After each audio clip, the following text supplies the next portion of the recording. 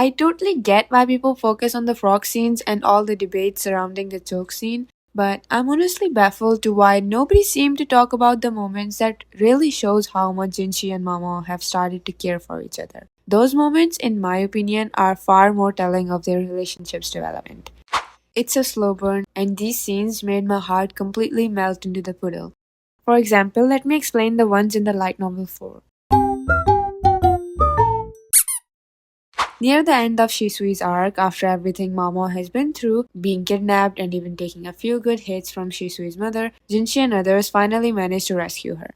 And if you think they had some romantic reunion written with some great details where Maomao runs up to him realizing how much he cares about her as he hugs her and he cries at the sight of her injuries and promises to always keep her safe, yeah, none of that happened.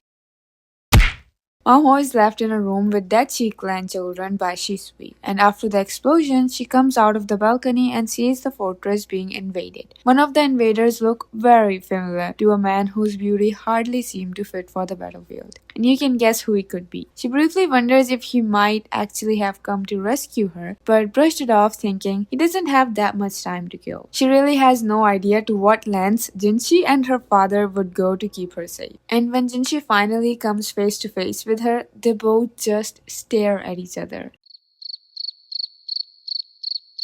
Then he asks her if she was okay, with an expression similar to this one probably.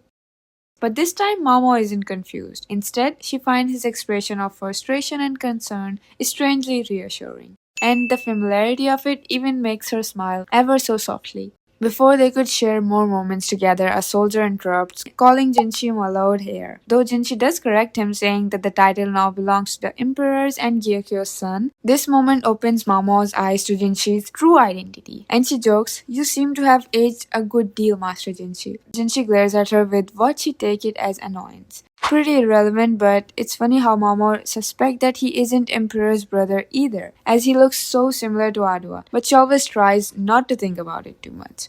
Right, so Jinshi leaves her in Lihaku's care and heads off, only to get captured by Shisui's, earning a scar on his beautiful face and witnessing a tragic performance.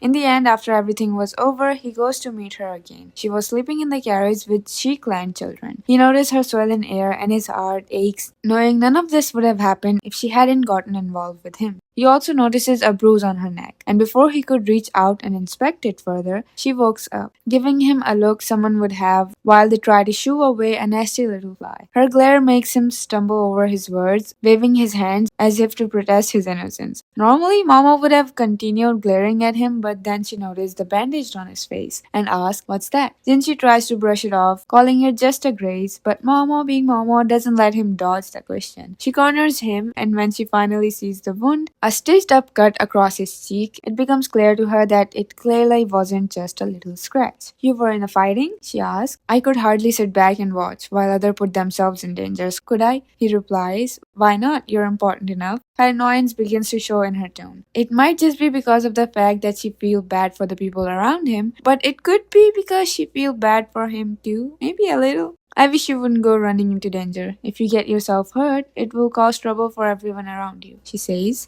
He knows this, but he couldn't just say no to Shisui's request to scar his face, knowing he looked so much like the man her mother hated. Mamo noticed the dark bags under his eyes and think that he looked way worse than she does, even though she was the one who got kidnapped. So she asks him to rest up a little, but he lies down next to her, pulling her close, despite her protest that the place is unclean and unfit for him. His hands are cold, and when she tries to pull away, his grip is strong. They end up lying next to each other, facing each other on the animal skin. Then she asks, "Then why are you here?" Mama didn't tell him about the reincarnation medicine or anything, simply saying she just have pity for the children. He obviously sees right through her, though he doesn't say anything, and finally gets a chance to inspect her injuries, including the bruise on her neck, where Shinmei attacked her with her fan. "What happened to you?" he asked, frowning. His concern is obvious and he's visibly angry. Mama was a little embarrassed, but she decided it would be best to move things along promptly. "I met someone who was less than nice." I love how she worded things, but frankly, that woman was pure evil. Then Jinshi asked, "You were attacked?" with his icy voice. She doesn't say anything, and as Jinshi seemed awfully concerned about everyone's chastity, it was a woman. She adds, and he asked with visible worry, "You don't think there will be a scar?" "What? From this? It'd be gone before you know it." Maomao replies, as if she doesn't want him to worry about her. But he was still concerned and insists, "Don't go on getting a scar." To which Maomao responds, "I could say the same about you, sir." Jinshi frowns, "I'm a man. What it matters to me?" "Oh, you're quite suppressed, a man," Maomao says. "As if I care," Jinshi shot back. "Then I don't care either. If one scar is enough to obliterate my value, then so be it."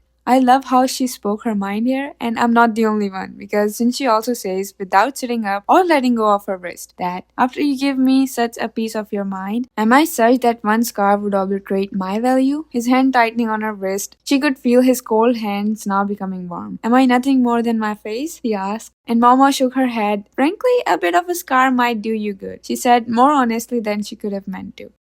In a moment of fatigue or vulnerability, or maybe both, he pulls Maomao even closer, leaning in until their faces are almost touching. But before things could escalate again, there's a sudden clatter. Jinshi jumps, startled by the noise, and Maomao snaps back to reality. She rushes over to check on the children, feeling their wrists one by one until she finally finds a pulse. So this scene of them ends here. After he gives her warm blankets and everything, he whispers in her ear that they should continue this later. And our girl was like, yeah, whatever you say, without thinking that he would actually be back. I might be over exaggerating it, but I really do love these silent scenes between them. He's obviously more than just a duty to her. And believe me or not, she does starts to grow a soft spot for him. Why else would she let him bite her? And let him sleep with his head on her legs? While the pillows were right there. And I mean, she could have just run away and leave him be, but she stayed. This one is the last scene from the epilogue, where Maomao come back to the pleasure district like nothing had changed. But something was different. Her mind keeps going back to the rare palace where her adoptive father had stayed.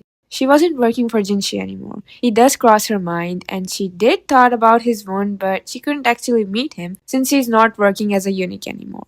One thing I get about her is that she loves to stay in denial, and even here she was like, it's for the best. And she have said it's for the best a lot of times in the novel.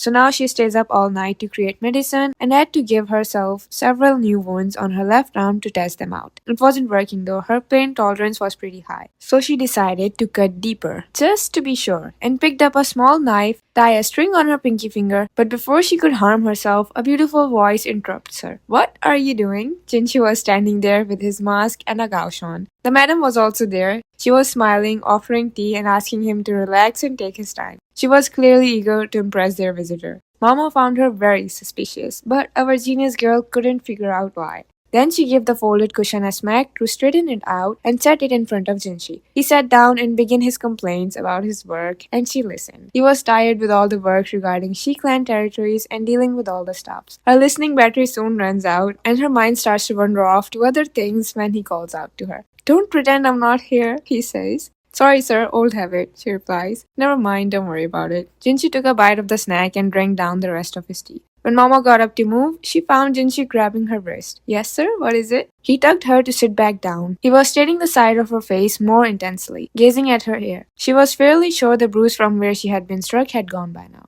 She noticed he smelled sweet. It wasn't the smell of the snacks, but of his own perfume. After being satisfied with inspecting her healing wounds, he says, "Perhaps it's time I ask you to make good on your promise." Right, so in the beginning chapters, he had provided her with ingredients for ice cream in return of two promises. First one, she wears the hairstay he had given her, and second, she listened when people talk to her. The first promise was doomed because she had given the stick to Shisui, and the second had no reason because she already knew what he was going to tell her. "Something else then?" she suggested. "Something else," Jinshi began, but then he said nothing further. Neither of them spoke, and the silence stretched on. What? He didn't have anything to say after all, Maomao thought. She was about to get up, eager to get back to her work, when suddenly Jinshi was coming closer, then wrapping himself around her neck. "May I ask, sir, what exactly are you doing?" She felt something damp and warm brushes her neck. No, surrounds it. She felt teeth. She realized she was being sweetly, gently bitten. "Do you know what it means now?" Jinshi asked, and she replies with the most Maomao thing. "Well, humans alive can be toxic."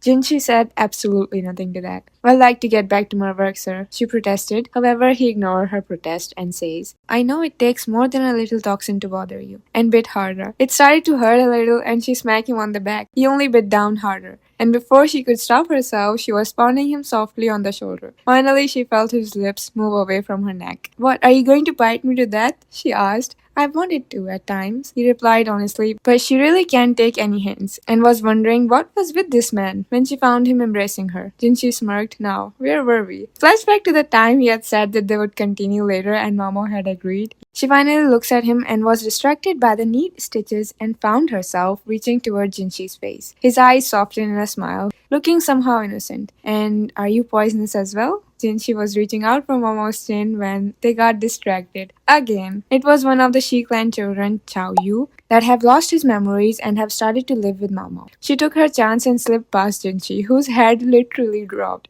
Tao Yu was showing her a lizard from the little window and Jinshi growls from the floor. She then sees a door being slightly open and Grams and Gaoshun were on the other side, probably enjoying the scene and rooting for them. She asked the Grams/the madam to get a room ready for him, and as the old woman left, she looked back at Jinshi, still laying on the ground. You seem most fatigued, Master Jinshi, she said, but he only stared at her vacantly. I think you better rest. Yes, fine, I'll do just that, he says, but didn't move an inch. Master Jinshi? She crouched down and shook his shoulder. She thought about how she can just call him Jinshi now, since she doesn't work for him anymore. And while she was thinking it over, Jinshi said, This will be my pillow, and put his head on Maomao's knees. The crown of his head was pressed up into her stomach, and his arms were wrapped around her back. Master Jinshi, she calls out. He didn't say anything. Was he asleep or just pretending? He was definitely pretending until he fell asleep. The madam quietly placed a fine cushion, then showed herself out. Maomao sighed, then started to work. The sound of pestle working was accompanied by Jinshi's even breathing.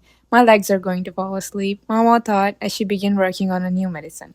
And that was how Jinshi have bitten her. I still can't understand why he bit her, but that was how the silent nights end for them. My take on Maomao is that she might not understand the emotions of love as she grow up in Pleasure District and all, but even she have some kind of care for him in her own Maomao way. Again, I might be over explaining it because I love him so much, so you tell me your thoughts. That will be all for the video. Thank you for listening to me. Take care of yourself and goodbye. All the highs and the lows, no, you'll never be the same. I don't really wanna hurt you, but I can't control the pain. If you're sticking by my side, maybe we could be okay. Okay, maybe you could be the change.